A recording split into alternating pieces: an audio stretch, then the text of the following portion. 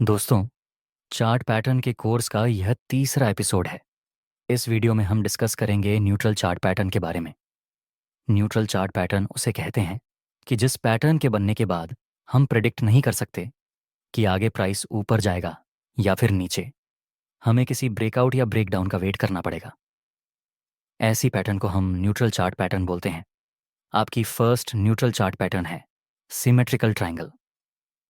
इस पैटर्न में आपको दो ट्रेंड लाइन मिलेगी। एक ट्रेंड लाइन ऊपर से नीचे की तरफ जाती है और दूसरी नीचे से ऊपर।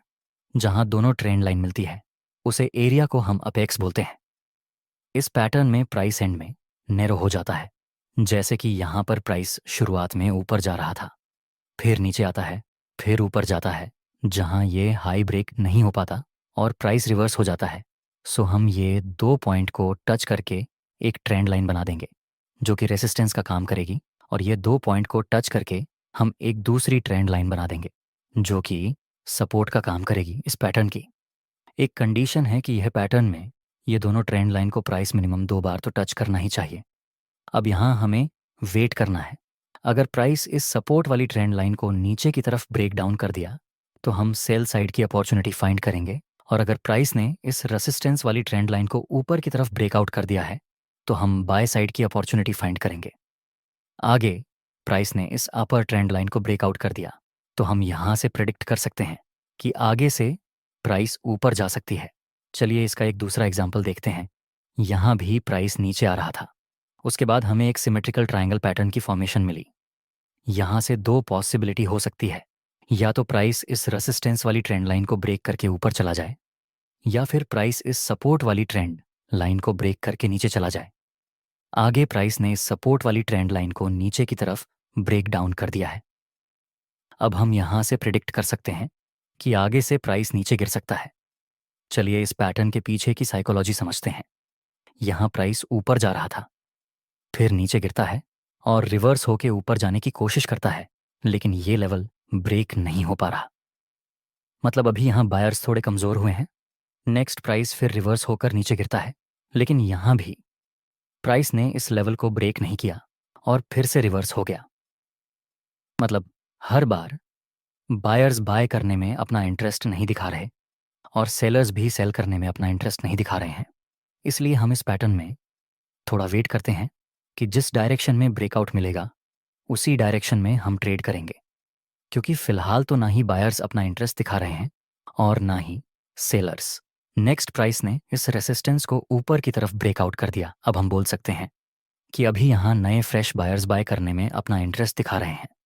अगर यहाँ नए फ्रेश बायर्स भी इन्वॉल्व हुए हैं, इसका मतलब आगे से प्राइस अप ट्रेंड में मूव कर सकता है। और अगर यहाँ प्राइस ने इस सपोर्ट को नीचे की तरफ ब्रेक डाउन किया होता तो चांस होते कि प्राइस नीचे गिरता। इसीलिए न्यूट्रल पैटर्न में हमें सिर्फ ब्रेकआउट और ब्रेक डाउन का वेट करना जरूरी रहता है। चलिए अब समझते हैं इस पैटर्न में आपको ट्रेड कैसे लेना है।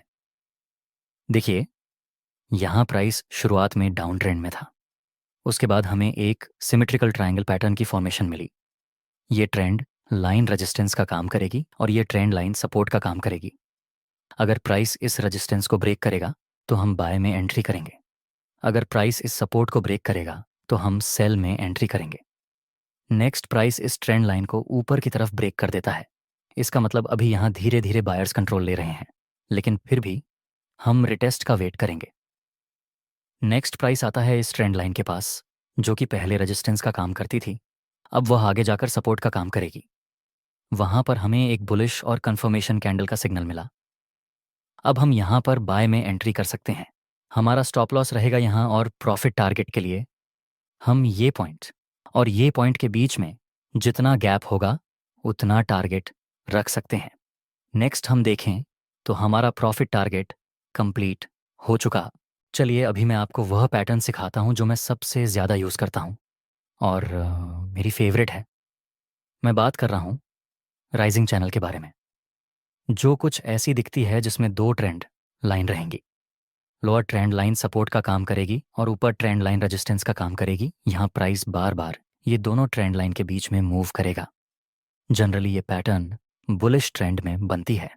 वैसे ये एक न्यूट्रल पैटर्न है, लेकिन इसका use as a continuous pattern की तरह भी कर सकते हैं। मेरे कहने का मतलब, इस पैटर्न का यूज़ आप कंटिन्यूअस पैटर्न की तरह भी कर सकते हैं और न्यूट्रल पैटर्न की तरह भी कर सकते हैं। जैसे कि यहाँ पर प्राइस अप ट्रेंड में मूव कर रहा था, हायर हाई और हायर लो की फॉर्मेशन के साथ। यहाँ ये 2 पॉइंट को टच करके हम एक ट्रेंड लाइन बनाएंगे और ये 2 पॉइंट को टच करके दूसरी ट्रेंड लाइन बनाएंगे। ये ट्रेंड लाइन रेजिस्टेंस का काम करेगी और ये ट्रेंड लाइन सपोर्ट का काम करेगी। और आगे भी प्राइस ये दोनों ट्रेंड लाइन के बीच में ही मूव करता रहता है। नेक्स्ट, प्राइस ने इस सपोर्ट लेवल को नीचे की तरफ ब्रेक कर दिया, इसीलिए हम बोल सकते हैं कि आगे प्राइस यहाँ से नीचे जा सकता है। लेकिन दोस्तों, ज़रूरी नहीं कि राइजिंग चैनल बनने के बाद प्राइस नीचे ही मूव करे।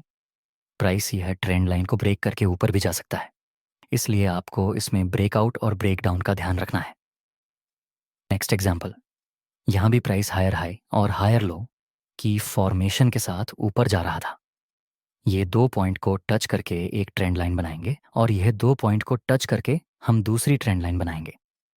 नेक्स्ट, प्राइस कुछ टाइम के लिए ये दोनों ट्रेंड लाइन के बीच में मूव करता रहता है और आगे प्राइस ने इस रेजिस्टेंस लेवल को ऊपर की तरफ ब्रेक कर दिया। ऐसी कंडीशन में आपको बाय करने की अपॉर्चुनिटी फाइंड करनी चाहिए। चलिए इस पैटर्न के पीछे की साइकोलॉजी समझते हैं। देखिए, यहाँ पर प्राइस हायर हाई और हायर लो की फॉर्मेशन के साथ ऊपर जा रहा है, मतलब अब तक यहाँ पर ऑलरेडी बायर्स बाय करने में इंटरेस्ट दिखा रहे हैं, इसलिए हमें भी यहाँ बाय करने की अपॉर्चुनिटी ही फाइंड करनी चाहिए। नेक्स्ट, प्राइस ने इस अपर ट्रेंड लाइन को ऊपर की तरफ ब्रेक कर दिया, मतलब यहाँ पर बायर्स तो अपना कंट्रोल ले ही रहे थे और अब तो ये ट्रेंड लाइन ऊपर की तरफ ब्रेक कर दी, मतलब यहाँ और भी ज़्यादा बायर्स बाय करने में अपना इंटरेस्ट दिखा रहे हैं। बायर्स तो ऑलरेडी थे, लेकिन ये ट्रेंड लाइन ब्रेकआउट होने का मतलब है कि यहाँ और भी नए बायर्स भी बाय करने में अपना इंटरेस्ट दिखा रहे हैं, जो कि हमारे लिए अच्छा रहेगा अगर हम यहाँ पर बाय में एंट्री करें। नेक्स्ट एग्जाम्पल, यहाँ पर भी प्राइस हायर हाई और हायर लो की फॉर्मेशन में ऊपर जा रहा था, मतलब अभी बायर्स बाय करने में अपना इंटरेस्ट दिखा रहे हैं।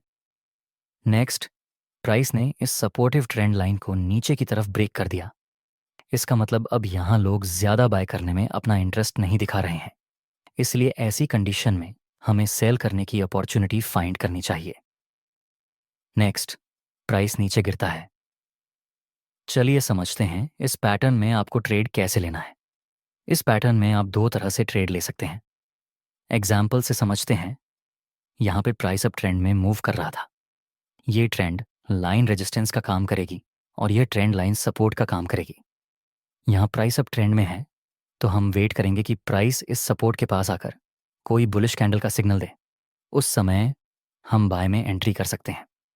नेक्स्ट, प्राइस आता है इस ट्रेंड लाइन के पास, वहाँ पर हमें बुलिश और कन्फर्मेशन कैंडल का सिग्नल मिला, यहाँ पर आप बाय में एंट्री कर सकते हैं। आपका स्टॉप लॉस रहेगा इस बुलिश कैंडल के लो से थोड़ा सा नीचे और प्रॉफिट टारगेट रहेगा ये ऊपर ट्रेंड लाइन के पास। इस तरह से आप इस पैटर्न में ट्रेड ले सकते हैं। लेकिन याद रखना, अगर प्राइस इस अपर ट्रेंड लाइन के पास है और आपको कोई भी बेरिश कैंडल का सिग्नल मिलता है, तो पूरी संभावना रहेगी कि प्राइस यहाँ नीचे तक आ सकता है। लेकिन अगर आप यहाँ पर सेल में एंट्री करेंगे तो उसमें ज़्यादा रिस्क रहेगा। इसीलिए राइजिंग चैनल में अगर आप सिर्फ बाइंग की अपॉर्चुनिटी फाइंड करेंगे तो यह आपके लिए ज़्यादा बेहतर रहेगा। दूसरा तरीका, इसी एग्जाम्पल में प्राइस आगे जाता है और इस सपोर्टिव ट्रेंड लाइन को नीचे की तरफ ब्रेक कर देता है। यहाँ पर बायर्स ज़्यादा इंटरेस्ट नहीं दिखा रहे हैं और धीरे धीरे सेलर्स ज़्यादा इंटरेस्ट ले रहे हैं। इसीलिए ऐसी कंडीशन में हम रिटेस्ट का वेट करके सेल साइड की अपॉर्चुनिटी फाइंड कर सकते हैं। नेक्स्ट, प्राइस आता है इस ट्रेंड लाइन के पास, वहां पर हमें बियरिश और कंफर्मेशन कैंडल का सिग्नल मिला। अब आप यहां पर सेल में एंट्री कर सकते हैं। आपका स्टॉप लॉस रहेगा इस बियरिश कैंडल के हाई से थोड़ा सा ऊपर और प्रॉफिट टारगेट के लिए आप 1 से 2 या 1 से 3 के हिसाब से रख सकते हैं।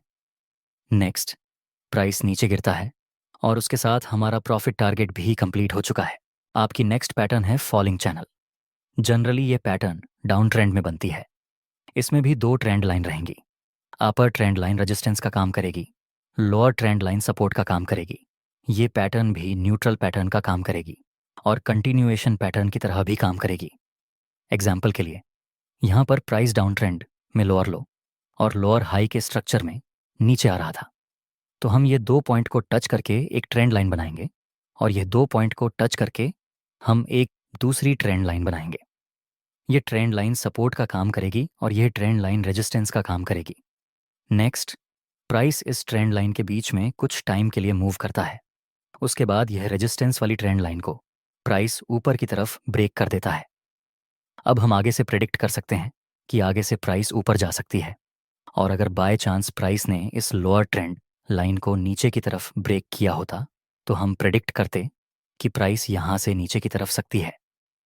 इस पैटर्न में आपको ट्रेड कैसे लेना है, यहाँ प्राइस डाउन ट्रेंड में था, तो ये पॉइंट को हम टच करके ट्रेंड लाइन बनाएंगे, और ये पॉइंट को टच करके हम दूसरी ट्रेंड लाइन बनाएंगे।